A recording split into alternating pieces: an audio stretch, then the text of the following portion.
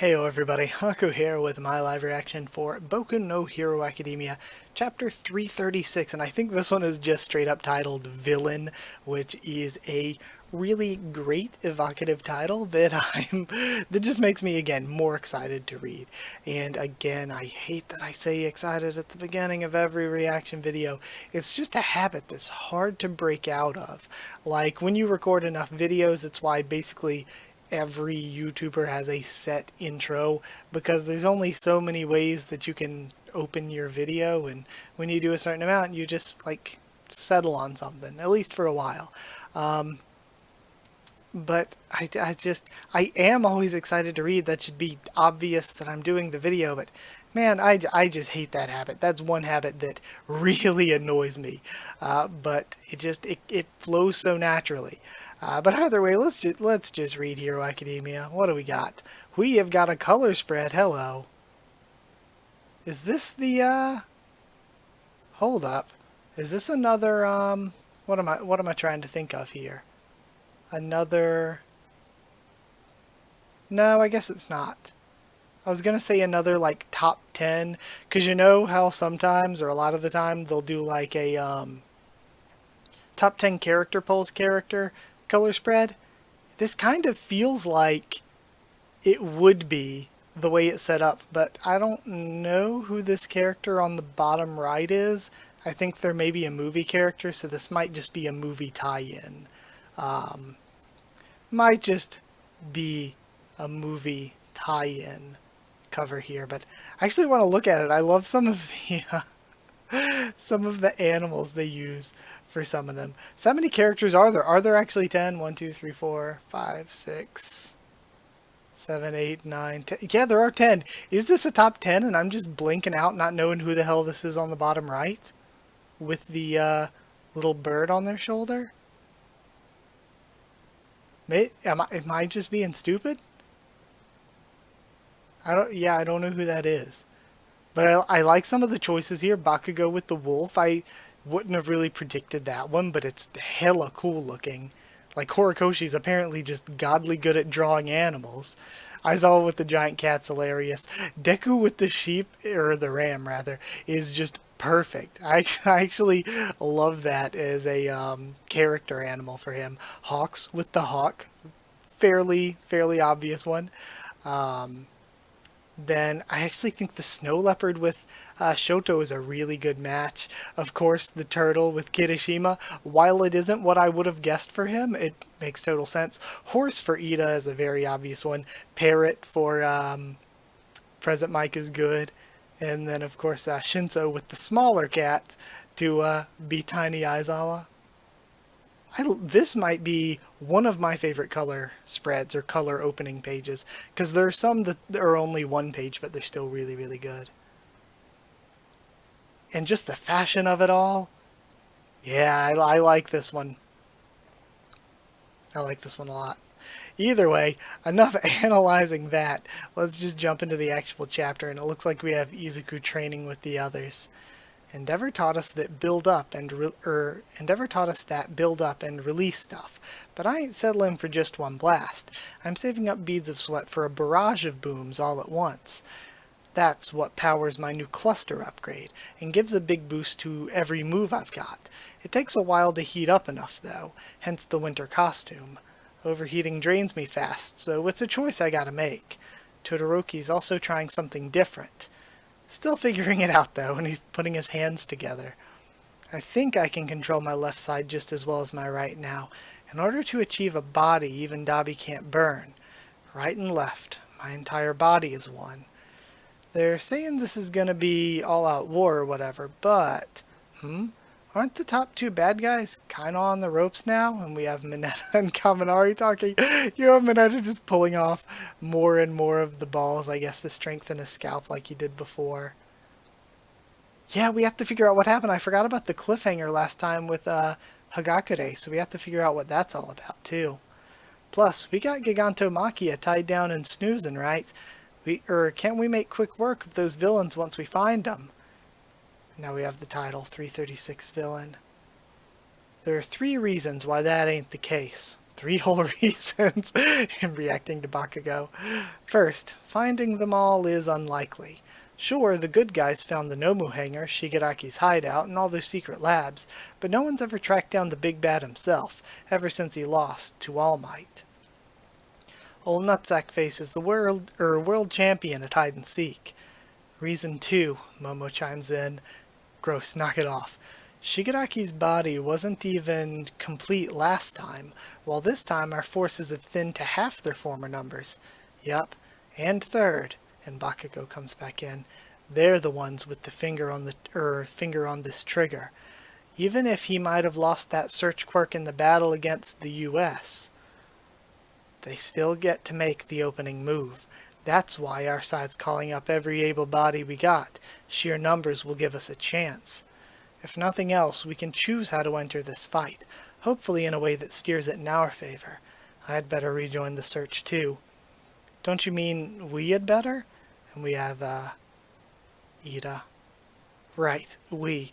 On that note, think I can go for a quick stroll? I don't see why not. Relations between the hero course and evacuees have grown warmer since Uraraka's stirring speech. Ah, shucks.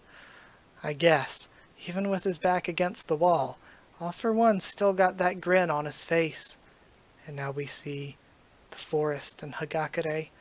Ever since all the stuff in Gunga and Jaku, you've been down in the dumps. I mean, we all felt that way, but still.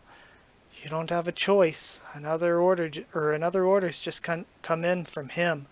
Don't worry, this is just like always. Even if they intercept the message, it's in code. They'll think it's communication between civilians, and no security cameras will catch us in this spot, right?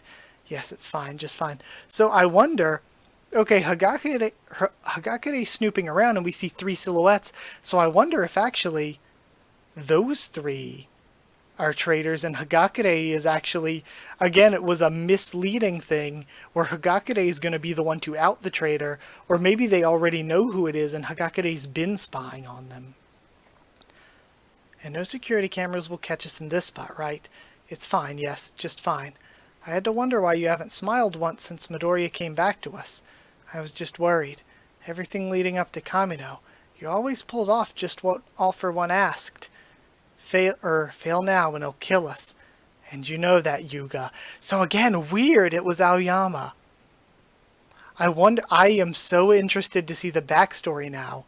What explains like all the eccentricity and how and why, because it seems like he's being forced to do it, even though he genuinely built up this relationship and this friendship with Izuku.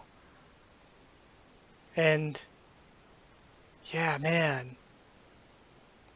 I'm so interested. And who are the other... okay, his parents, I guess. From nearly the moment you started school here, you've honored his every request. You even provided him the forced training camp location, and nobody was ever the wiser.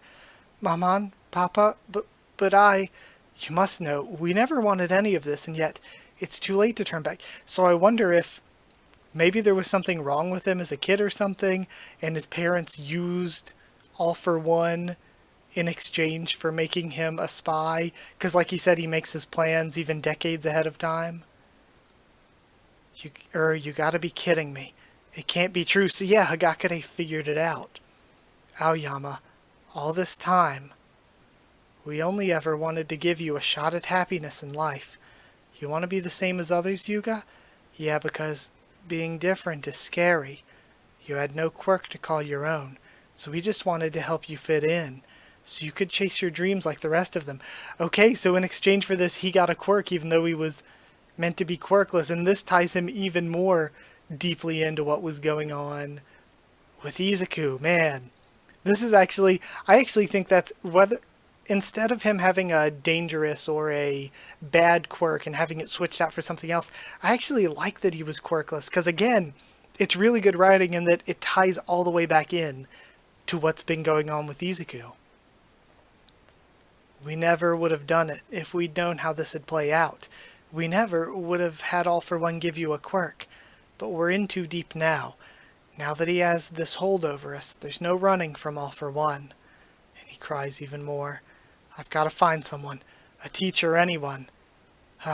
I've endured so much heartache.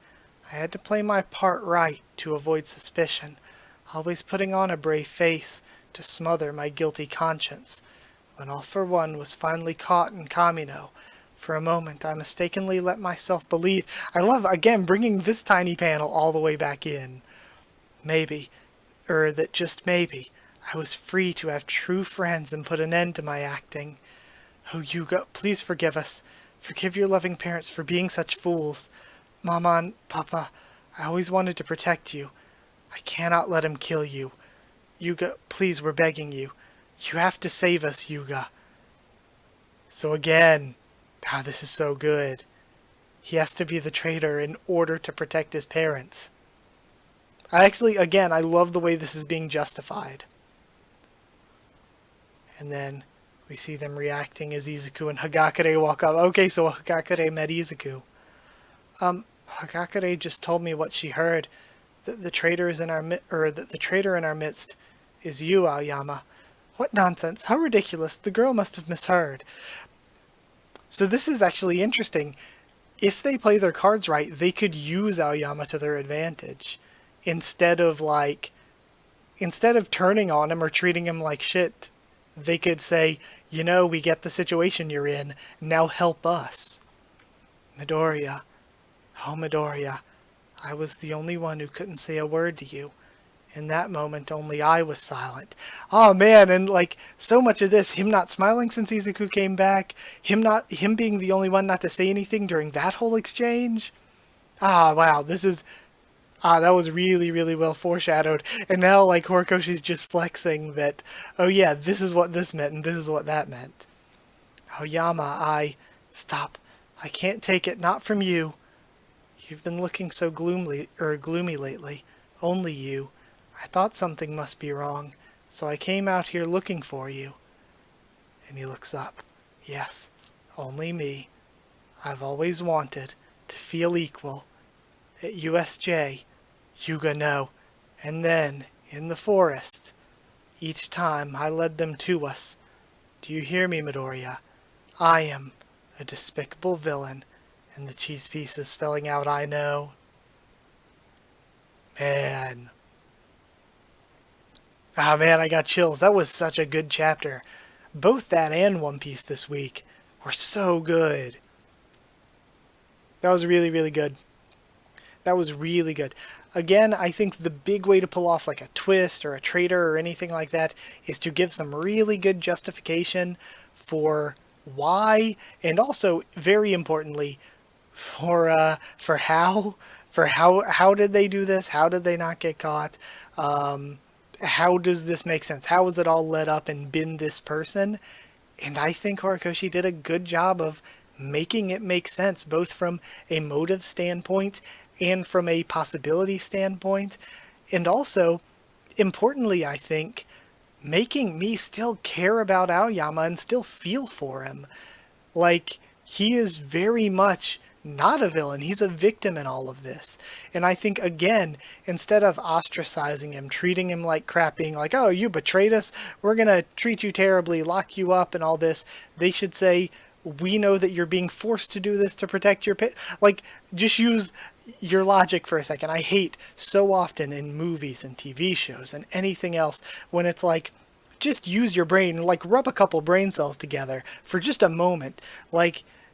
It does not benefit you in any way to be lock this guy up, treat him like shit. What benefits you, and what benefits that person as well, is to be I can tell that even though you did this, you did it to protect your parents. You didn't do it out of a sense of, oh yes, I am so totally evil now all of a sudden. And to be okay, you want to stop him? We want to stop him. Work with us, feed him some bad information, and tell us what you know, and then, or he might not be able to tell him what he knows because of the way that, we know that All for One had a quirk like that, the one he used on Kurogiri, so he might not be able to tell him, but he can at least feed bad information back to All for One. So, again, it just feels to me, it's a much smarter decision moving forward if what UA does isn't treat him like crap, but say, this is a massive chance, this is a massive opportunity for us to potentially learn more and for us to use this to our advantage without losing this person or losing the moral high ground or anything. So yeah, I'm really hoping that that's where it's going, that Izuku's going to be like, man, you were in a shit situation, but now you can really help us out, rather than just treating him like crap and everybody being like, oh no, he was with the villains all along. Like, that's just a really illogical way to react. And people in real life are often illogical, but it's very frustrating to read stupid stuff like that in a story. So my biggest fear here, my biggest hope, actually, is that they don't act stupid about this. But yeah, either way, great chapter. That was it for this week. Thank you for watching. Like if you did like the video, comment down there to tell me what you thought of my reaction, the chapter itself. Subscribe for more Hero Academia, much more on the channel. Got tons of things that I want to talk about with regard to this series whenever I get time. Subscribe, I just said that. If you want a link to the Discord server, ask and I'll give you one. Follow on Twitter if you want. And if you want to help support the channel on Patreon, it is patreon.com/Haku of the Tubes, or link will be in the description. Either way, that's it. Thank you for watching, and I'll see you all next time.